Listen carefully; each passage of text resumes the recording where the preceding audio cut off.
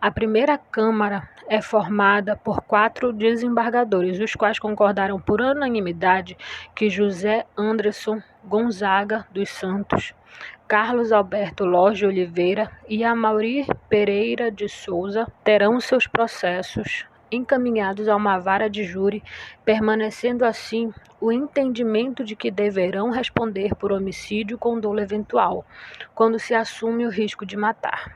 A defesa tentava fazer com que eles respondessem por homicídio culposo, quando não há intenção de matar. Os advogados de defesa afirmam que os engenheiros e o pedreiro seguiram as diretrizes da Associação Brasileira de Normas Técnicas e negam ter provocado desabamento.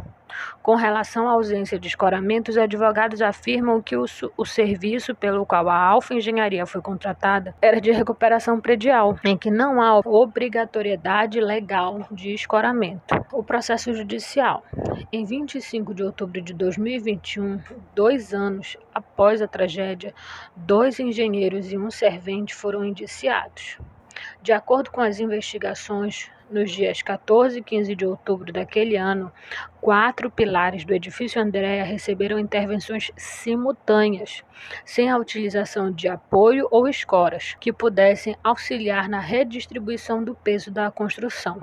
Os peritos concluíram que a queda do edifício Andréa aconteceu por diversos fatores, como a falta de manutenção adequada no prédio e aumento da carga não prevista no projeto, mas estas condições teriam sido agravadas pela intervenção inadequada realizada pela empresa que trabalhava na obra. Na denúncia apresentada pelo Ministério Público do Ceará, os 3 profissionais que foram indiciados assumiram o risco do desabamento a partir do momento que não tomaram as devidas precauções. Os engenheiros civis José Anderson Gonzaga dos Santos e Carlos Alberto Lage de Oliveira e o pedreiro Amaury Pereira de Souza assumiram o risco de produzir o dramático sinistro quando iniciaram a reparação, deixando de escorar o vigamento principal e secundário da edificação, e não evacuaram o prédio, nem mesmo tentaram evacuar, após grande parte do cobrimento do pilar P12 ruir. Assumiram o risco e deram causa ao desabamento do edifício Andréa.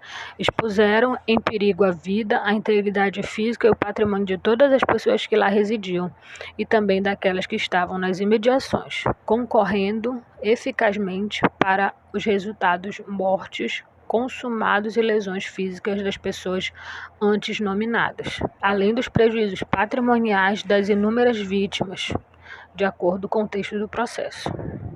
Ao ser escutado no inquérito, o engenheiro afirmou que o prédio tem mais de 40 anos, que foi construído e já deveria ter passado por manutenções preventivas, argumento que a defesa utilizará para tentar provar que a suposta falta de reparos estruturais foi a causa principal do desabamento da edificação, de 7 andares, além do motivo da morte de 9 pessoas. Os indiciamentos foram feitos de acordo com o artigo 29 da Lei das Contravenções Penais, que consiste em provocar o desabamento de construção ou, por erro de projeto ou na execução, dar-lhe causa. E também no artigo 256, combinado com o artigo 258 do Artigo Penal Brasileiro, por causa de desabamento ou desmoronamento, expondo perigo à vida, à integridade física ou patrimônio de outrem, podendo a pena aumentar pela metade em razões das mortes e da lesão corporal de natureza grave. Conforme o laudo técnico confeccionado por peritos criminais, engenheiros do Núcleo de Perícia em Engenharia Legal e Meio Ambiente no PELM, o desabamento ocorreu devido a um somatório de fatores.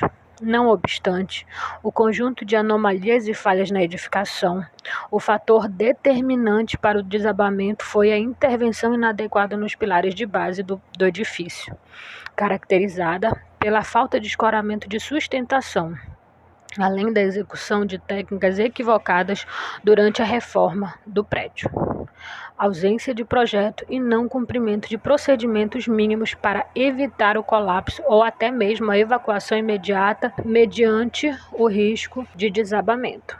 O laudo apontou ainda que, ao longo da vida útil do edifício Andréa, não foram constatados registros de manutenção adequadamente preventivas e/ou corretivas, como forma de atendimento aos preceitos de bom uso das edificações. Mesmo a partir da Lei Municipal 9.913, de julho de 2012, e sua regulamentação. A lei dispõe sobre a obrigatoriedade de vistoria técnica, manutenção preventiva e periódica das edificações e equipamentos públicos e privados. Com relação à indenização, o acidente do edifício Andréa deixou 9 pessoas mortas e abriu debate sobre a segurança das edificações, negligências e fiscalizações, além de exigir do município, do Estado e do Ministério Público medidas para evitar que tragédias como essa voltem a acontecer. No dia 4 de setembro de 2020, a Prefeitura de Fortaleza anunciou o pagamento de 1,78 milhão pela desapropriação do terreno onde ficava o edifício Andréa. O valor será dividido entre 13 proprietários proporcionalmente às áreas dos apartamentos, no local onde há um muro com pinturas homenageando as vítimas do desabamento. O governo do estado pretende construir um quartel do Corpo de Bombeiros no local. A tragédia trouxe o alerta dos órgãos públicos sobre a necessidade de manutenção preditiva e fiscalização. Em 15 de outubro de 2021, uma reportagem do jornal Diário do Nordeste informando que, apesar de 2 anos após a tragédia, as vítimas não receberam suas indenizações e nem valores pela desapropriação do terreno prometidos em 2020 pela Prefeitura. O TJC informou que não houve a partilha do valor pela desapropriação do terreno devido ao grande número de requerentes. Compartilho a parte do encerramento do auto de vistoria elaborado em 20 de outubro de 2019.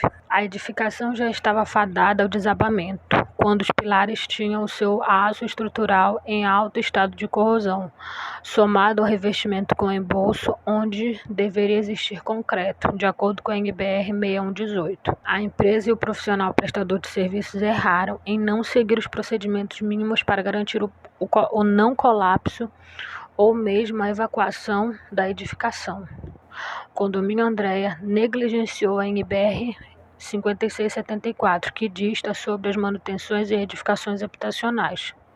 A Prefeitura errou em não fiscalizar as edificações existentes, criando leis e cobrando seu seguimento, assim como a Lei 6.400 do Rio de Janeiro, dentre outros. A estrutura se encontra em seu estado limite de esforços, onde já havia falta de recobrimento de concreto que agiria na compressão, falha responsável pelo colapso, estando o aço e o concreto distribuindo cargas com outros elementos que não deveriam ter tal finalidade. Tal acúmulo de erros acarretou igualmente ao efeito do edifício Liberdade, no centro do Rio de Janeiro, no que se chama última gota antes do transbordo, ou seja, os recobrimentos de embolsos não deveriam ter função estrutural, mas assumiram tal função devido às diversas negligências constatadas com seus diversos responsáveis respectivos.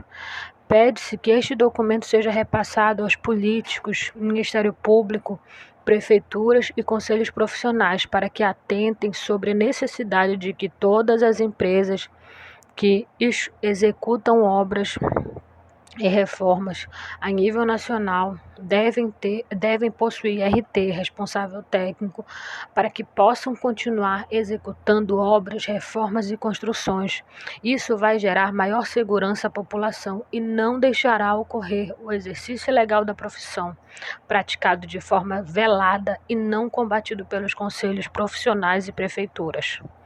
Quando se está doente, procura-se um médico. Quando estamos com problemas em animais, contrata-se um veterinário. Quando existem problemas judiciais, contratam-se advogados. Não observa-se em nenhum estado a existência de tais escritórios sem médicos, veterinários ou advogados, dentre outras profissões. A área da engenharia é a única que possibilita-se existirem milhares de empresas e construções obras e reformas sem possuir um profissional qualificado. Chega de desastres, chega de omissão, chega de negligência, chega de arrecadação sem prestação de serviços. Que a inspeção em edificações seja obrigatória já no recebimento da mesma, sendo recorrente a cada 5 anos. Desta forma, mitigaremos desastres ou mesmo eliminaremos quase todos. Desta forma, pede-se o apoio dos políticos que se preocupam com a população, não somente com as arrecadações.